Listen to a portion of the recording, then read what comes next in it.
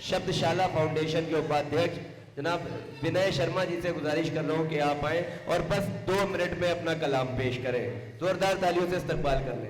बहुत स्वागत है। मैं बिल्कुल समय नहीं लूँगा, बस एक शेर और बस 2-4 अपना एक ख्याल कि ये माना कि तू खूबसूरत बहुत है, ये माना कि तू खूबसूरत बहुत है, इधर टूटे दिल में मोहब्बत बहुत है, यही माजरा है कि मैं शादीशुदा हूँ, यही माजरा है कि मैं शादीशुदा हूँ, वगरना तुम्हारी ज़रूरत बहुत है,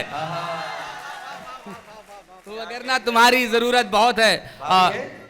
भाभी मौजूद है? नहीं, भाभी नहीं आई है।